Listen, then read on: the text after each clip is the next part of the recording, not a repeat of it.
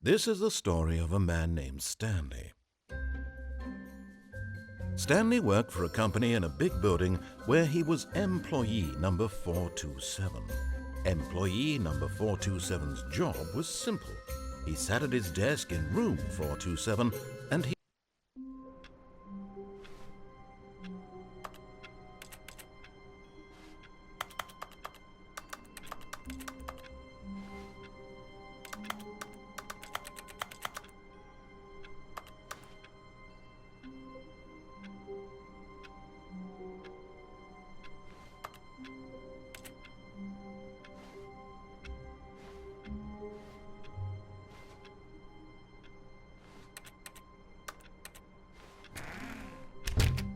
But Stanley simply couldn't handle the pressure. What if he had to make a decision? What if a crucial outcome fell under his responsibility? He had never been trained for that. No. This couldn't go any way except badly. The thing to do now, Stanley thought to himself, is to wait. Nothing will hurt me. Nothing will break me. In here I can be happy forever. I will be happy. Stanley waited. Hours passed, then days. Had years gone by? He no longer had the ability to tell. But the one thing he knew for sure, beyond any doubt, was that if he waited long enough, the answers would come. Eventually, someday, they would arrive. Soon, very soon now, this will end. He will be spoken to. He will be told what to do. Now it's just a little bit closer. Now it's even closer. Here it comes.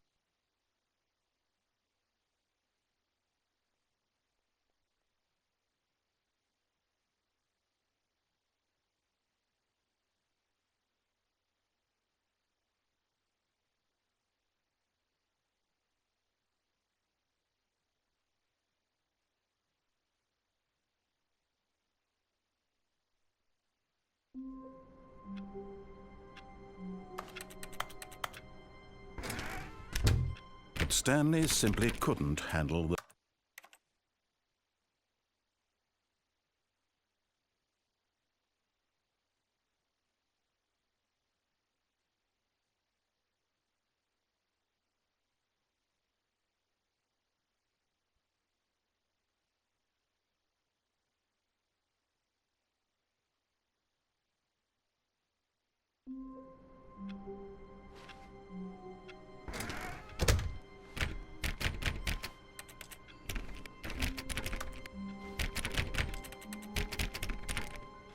All of his co-workers were gone. What could it mean? Stanley decided to go to the meeting room. Perhaps he had simply missed a memo. No matter how hard Stanley looked, he couldn't find a trace of his co-workers. Stanley went around touching every little thing in the office, but it didn't make a single difference, nor did it advance the story in any way.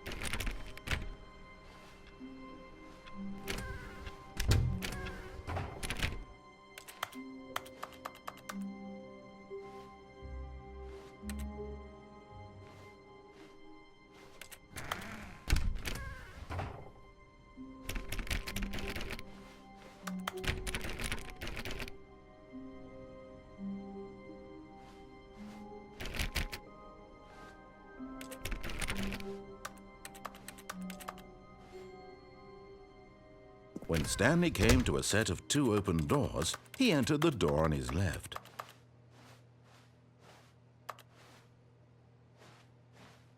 This was not the correct way to the meeting room, and Stanley knew it perfectly well. Perhaps he wanted to stop by the employee lounge first, just to admire it.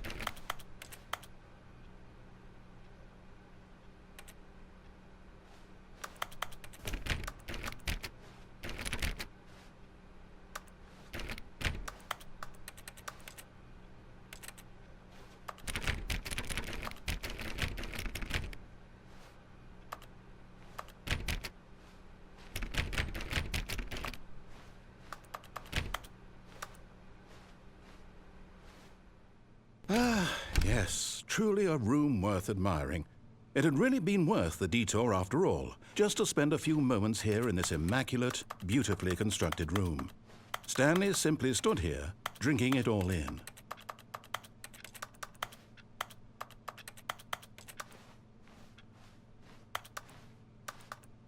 Yes, really worth it being here in the room. A room so utterly captivating that even though all your co-workers have mysteriously vanished, here you sit looking at these chairs and some paintings. Really worth it.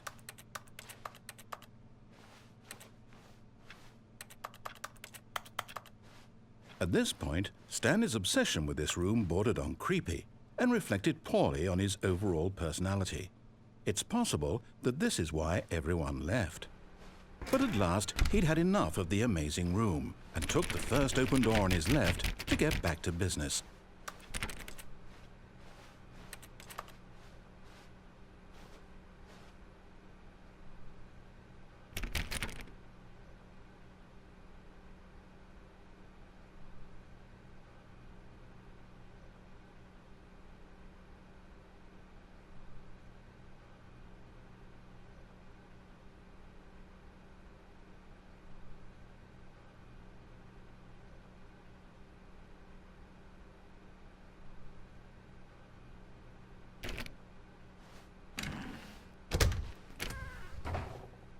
Stanley was so bad at following directions, it's incredible he wasn't fired years ago.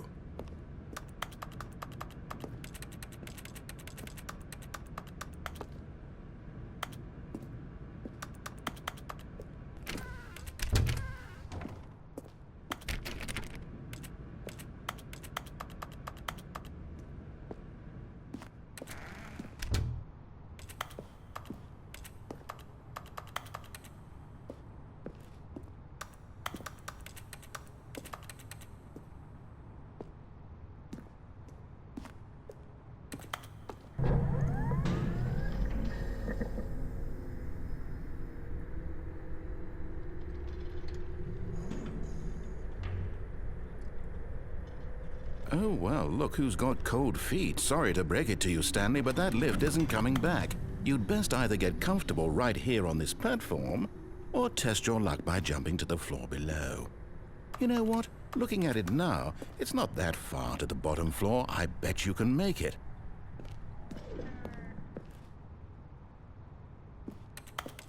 Come on. I'm sure you'll survive the jump. Don't tell me you're scared. That's not the Stanley I know. Do it! Do it! Do it! Do it! Do it! Do it! Do it! Whoops. Looks like I was wrong. How clumsy of me.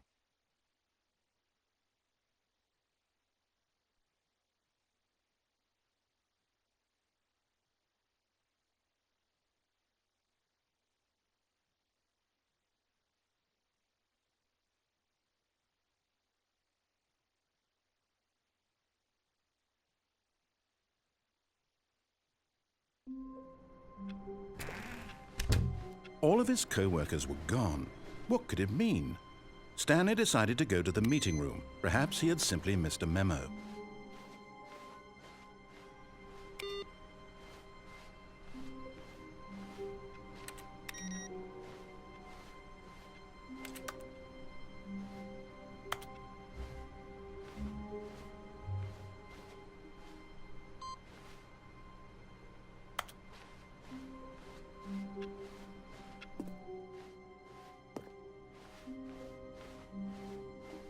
When Stanley came to a set of 2 open doors, this was not the correct way to the meeting room, and Stanley knew it perfectly well. Perhaps he wanted to stop by the employee lounge first, just to admire it. Wow, yes, this room. But eager to get back to business, Stanley took the first open door on his left. Stanley was so bad at following directions, it's incredible he wasn't fired years ago. Look, Stanley, I think perhaps we've gotten off on the wrong foot here. I'm not your enemy, really, I'm not. I realize that investing your trust in someone else can be difficult, but the fact is that the story has been about nothing but you all this time. There's someone you've been neglecting, Stanley. Someone you've forgotten about. Please, stop trying to make every decision by yourself. Now, I'm not asking for me. I'm asking, this is it, Stanley. Your chance to redeem yourself. To put your work aside. To let her back into your life. She's been waiting.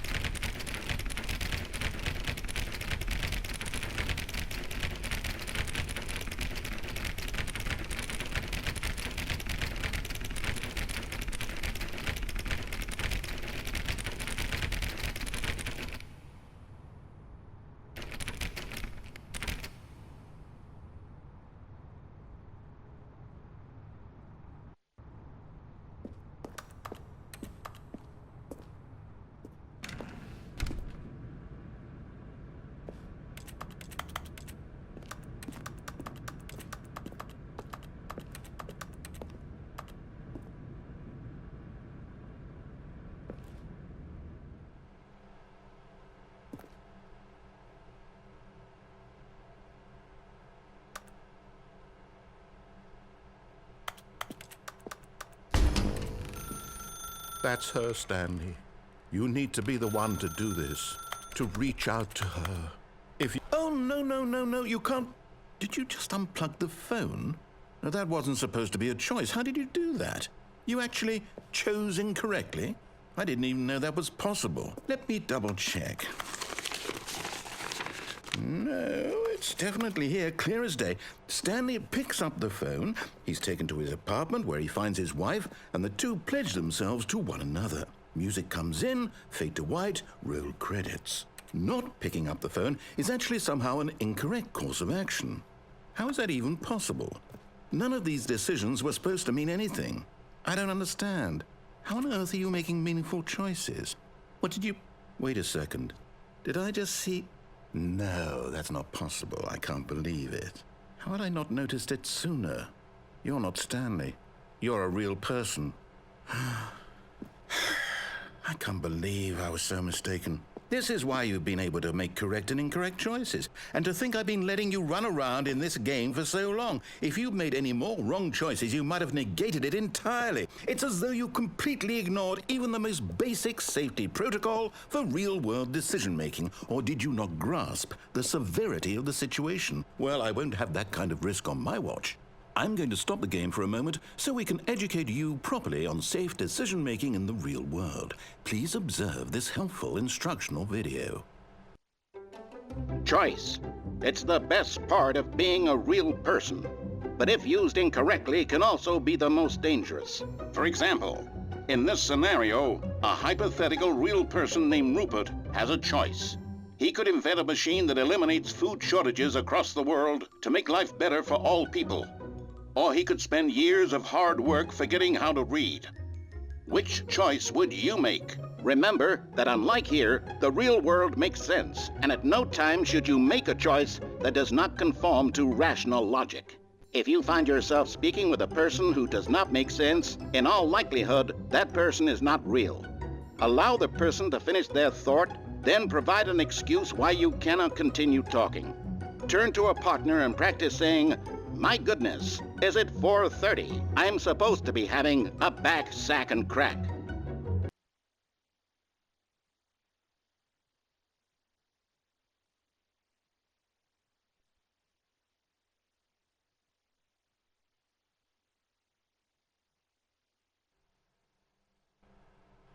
Excellent.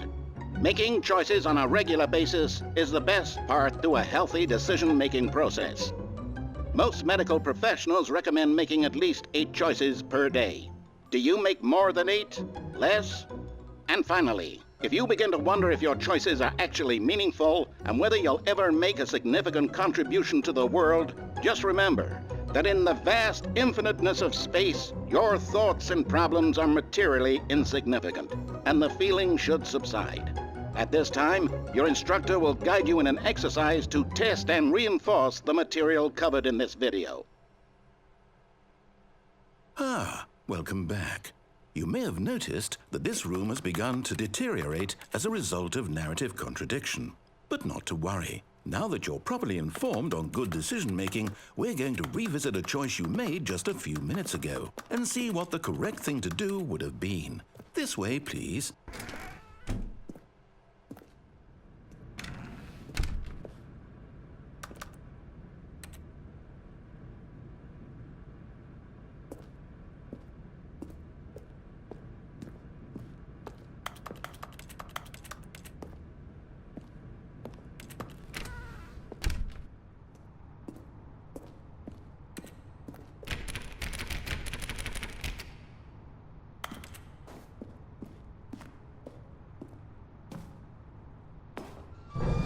Now that we know your choices are meaningful, we can't have you jumping off the platform and dying. Imagine the main character dying senselessly halfway through the story. That story would make no sense at all. We just need to get you home as soon as possible before the narrative contradiction gets any worse. Unfortunately, it seems this place is not well equipped to deal with reality.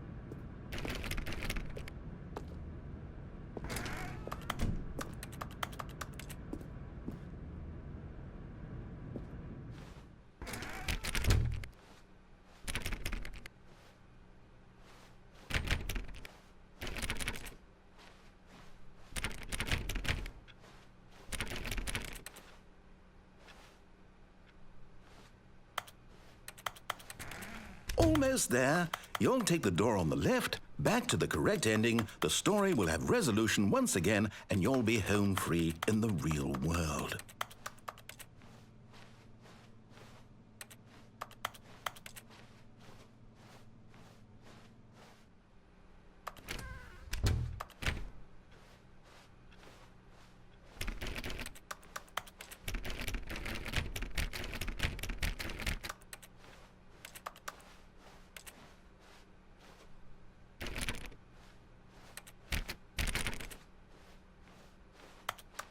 Now remember, all you need to do is behave exactly as Stanley would.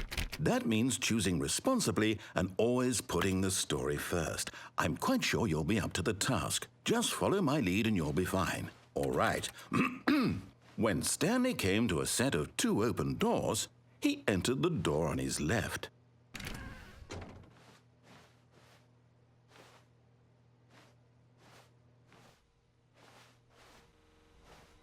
No! Why did you do that? Quickly, hurry back in the other direction. Perhaps we're not too late.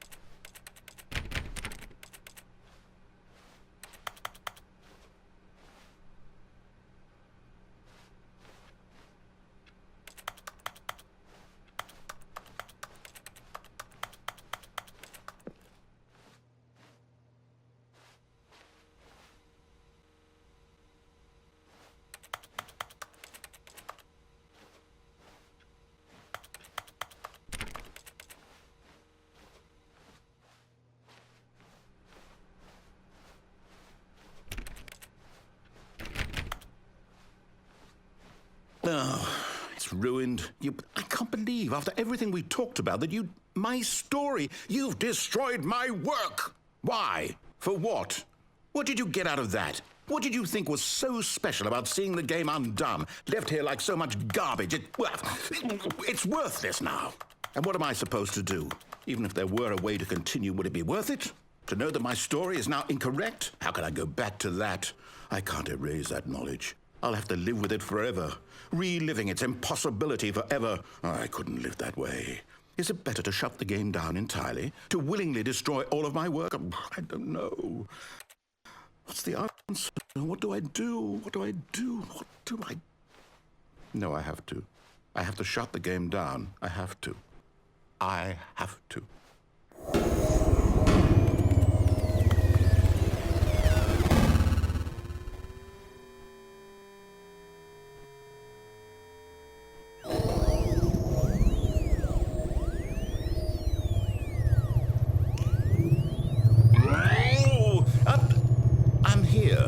I'm still here in this pile of rubbish, with you, who thought you were so clever.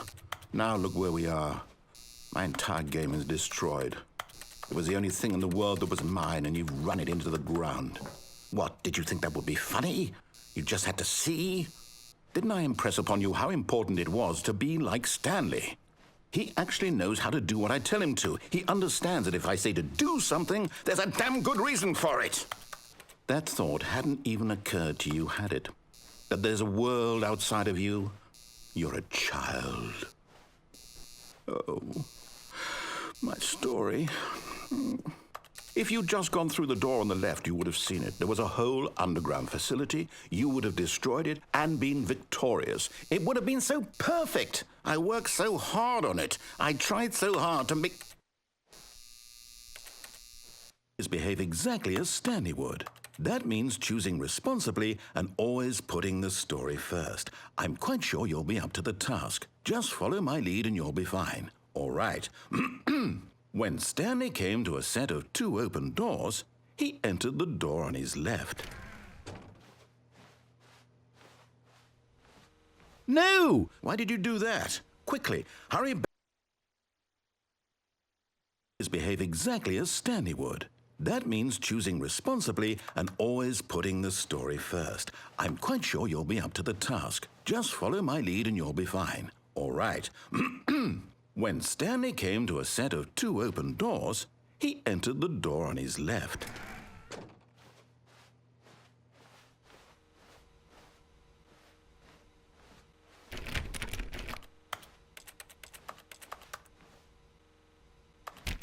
No! Why did you do that? Quickly, hurry back.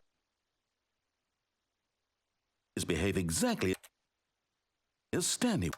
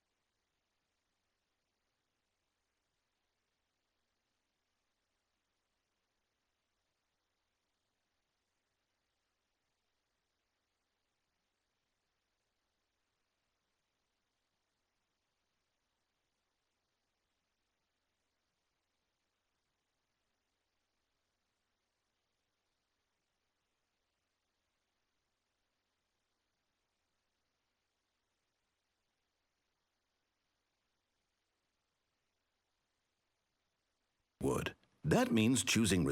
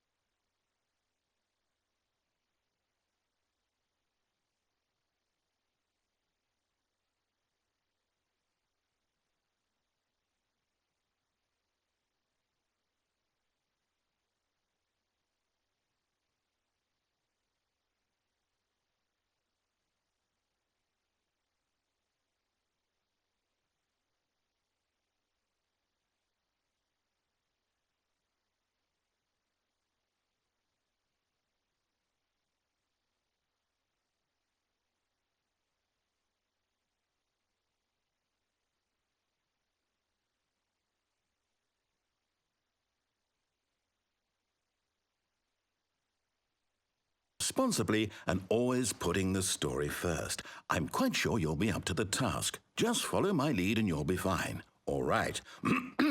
When Stanley came to a set of 2 open doors, he entered the door on his left.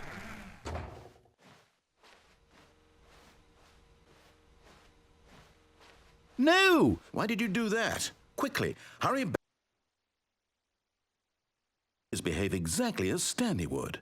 That means choosing responsibly and always putting the story first. I'm quite sure you'll be up to the task. Just follow my lead and you'll be fine. All right.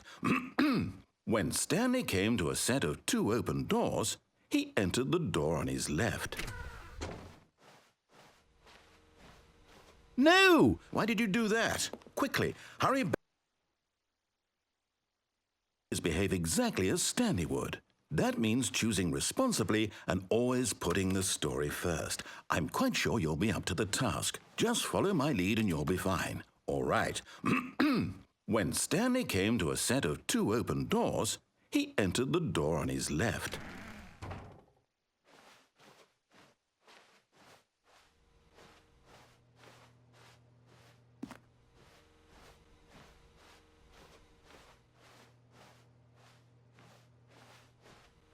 No! Why did you do that? Quickly, hurry back. Behave exactly as Stanley would.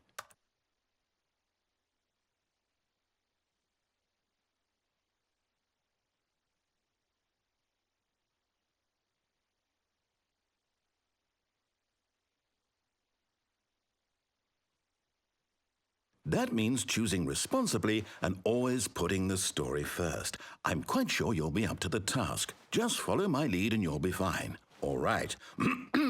When Stanley came to a set of 2 open doors, he entered the door on his left.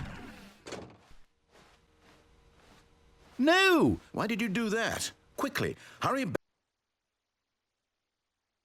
Behave exactly as Stanley would. That means choosing responsibly and always putting the story first. I'm quite sure you'll be up to the task. Just follow my lead and you'll be fine. All right.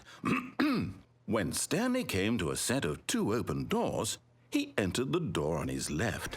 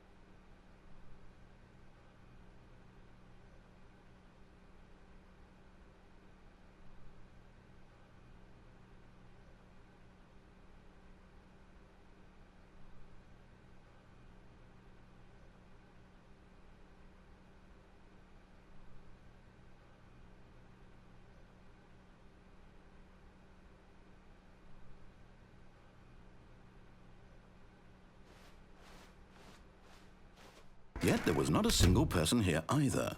Feeling a wave of disbelief, Stanley decided to go up to his boss's office, hoping he might find an answer there.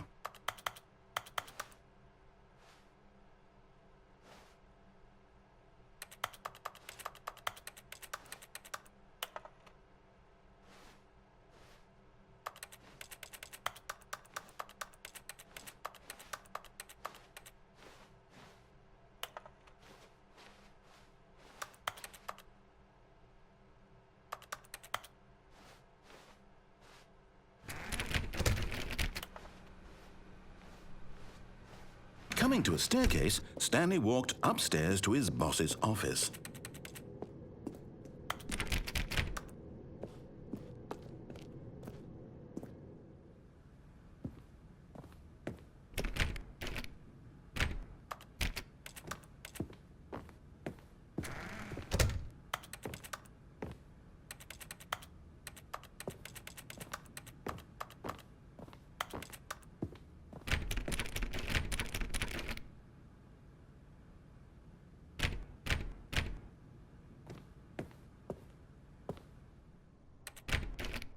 Stepping inside his manager's office, Stanley was once again stunned to discover not an indication of any human life.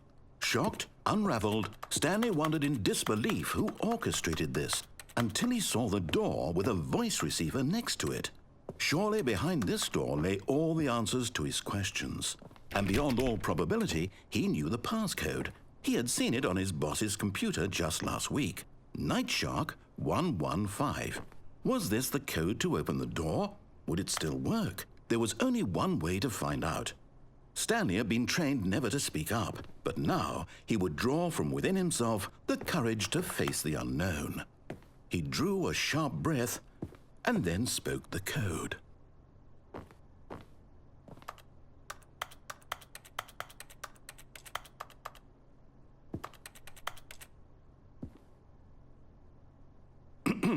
Stanley spoke the code. Night Shark 115. He spoke it into the receiver, right there on the wall.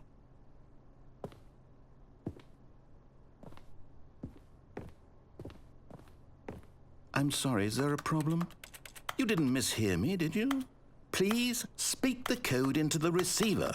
Otherwise, we can't get on with the story. This is a crucial step.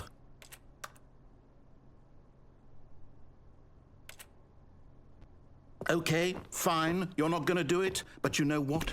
It's pretty humiliating to bring you this far, only for you to suddenly decide you have better things to do. I asked you for this one single thing, for your respect. The kind of respect Stanley shows for his choices. He knows what it means to take a story seriously. If you didn't want to see what I had to show you, then why did you come here? You had a choice, you know. You could have gone through the door on the right. You could have done whatever the hell you wanted over there. Why did you come this way? Speak. Say something to me. Explain yourself, you coward. You... When Stanley came to a set of two open doors, he entered the door on his left.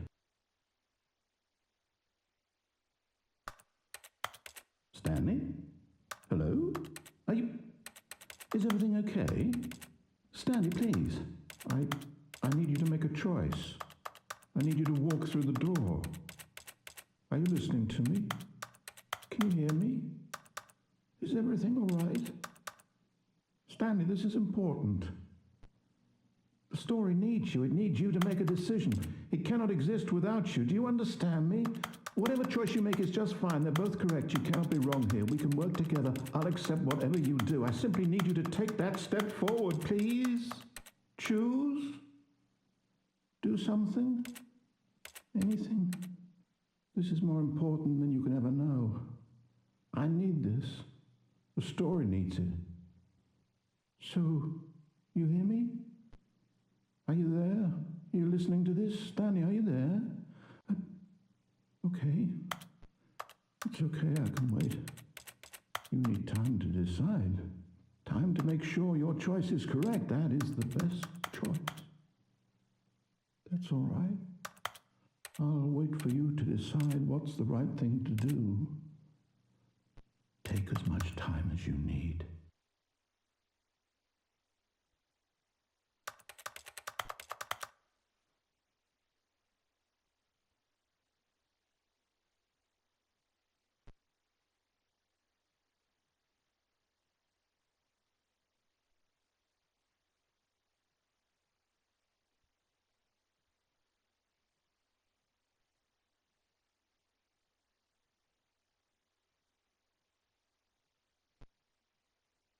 The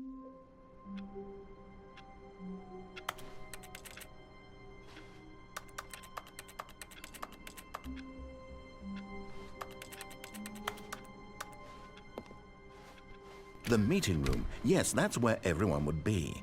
Stanley just needed to get to the meeting room, and from then on, he would never be alone ever again.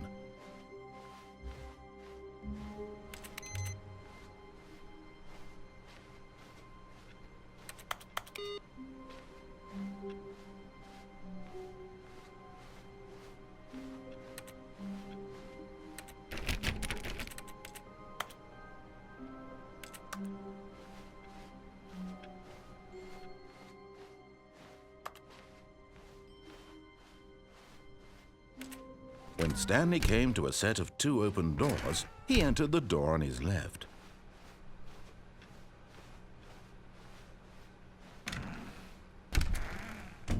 Yet there was not a single person here either. Feeling a wave of disbelief, Stanley decided to go up to his boss. Coming to a staircase, Stanley walked upstairs to his boss's office.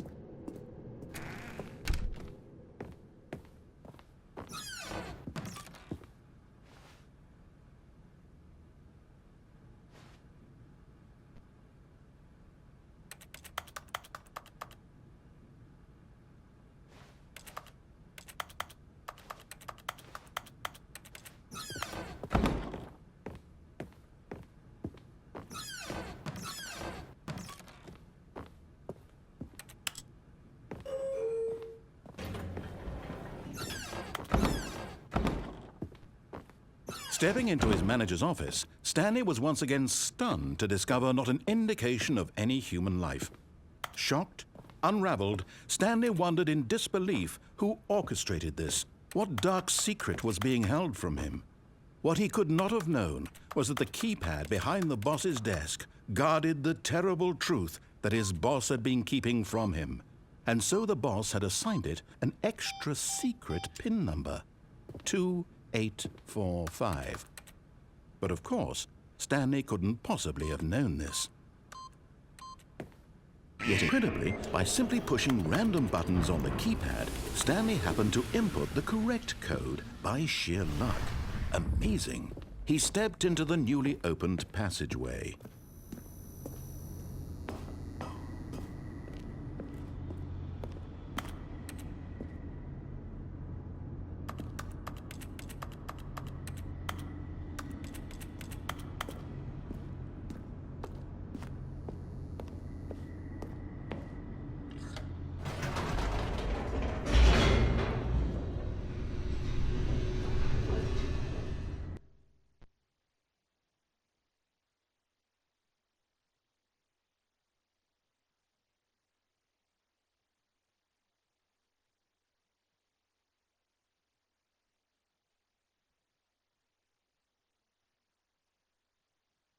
Descending deeper into the building, Stanley realized he felt a bit peculiar.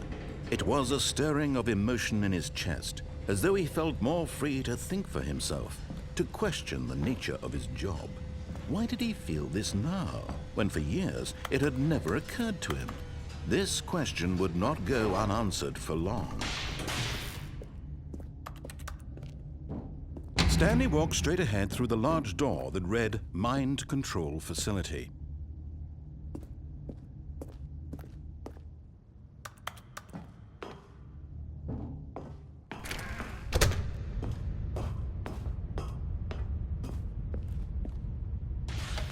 The lights rose on an enormous room packed with television screens.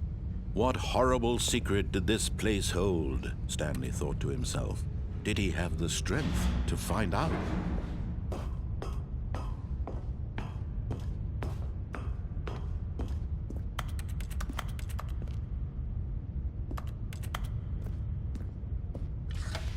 Now the monitors jumped to life, their true nature revealed. Each bore the number of an employee in the building, Stanley's co-workers. The lives of so many individuals reduced to images on a screen, and Stanley, one of them, eternally monitored in this place where freedom meant nothing.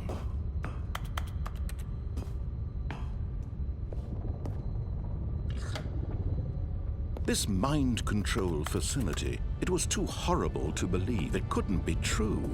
Had Stanley really been under someone's control all this time? Was this the only reason he was happy with his boring job? That his emotions had been manipulated to accept it blindly? No, he refused to believe it. He couldn't accept it. His own life in someone else's control? Never! It was unthinkable, wasn't it? Was it even possible? Had he truly spent his entire life utterly blind to the world?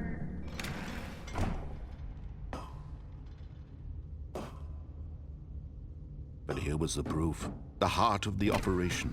Controls labeled with emotions. Happy, or sad, or content. Walking, eating, working. All of it monitored and commanded from this very place. And as the cold reality of his past began to sink in, Stanley decided that this machinery would never again exert its terrible power over another human life. For he would dismantle the controls once and for all.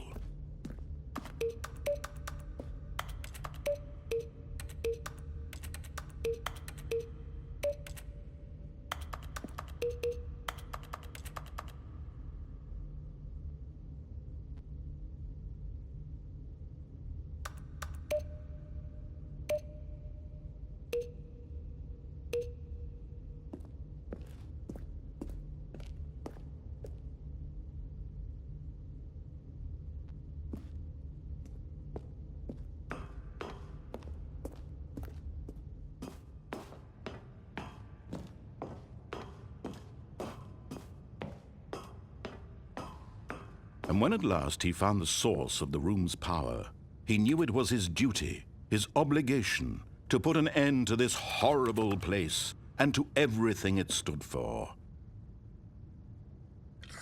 Oh, Stanley, you didn't just activate the controls, did you?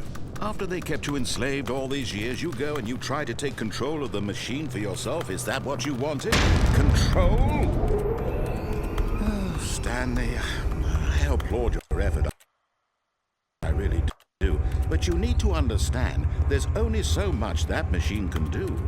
You were supposed to let it go, turn the controls off, and leave. If you want to throw my story off track, you're going to have to do much better than that. I'm afraid you don't have nearly the power you think you do. For example, and I believe you'll find this pertinent, Stanley suddenly realized he had just initiated the network's emergency detonation system. In the event that this machine is activated without proper DNA identification, nuclear detonators are set to explode, eliminating the entire complex. How long until detonation then? Let's say, 2 minutes. Now this is making things a little more fun, isn't it, Stanley? It's your time to shine. You are the star. It's your story now. Shape it to your heart's desires. Oh, this is much better than what I had in mind. What a shame we have so little time left to enjoy it. Mere moments until the bomb goes off. But what precious moments each one of them is. More time to talk about you, about me, where we're going, what all this means. I barely know where to start. What's that? You'd like to know where your co-workers are?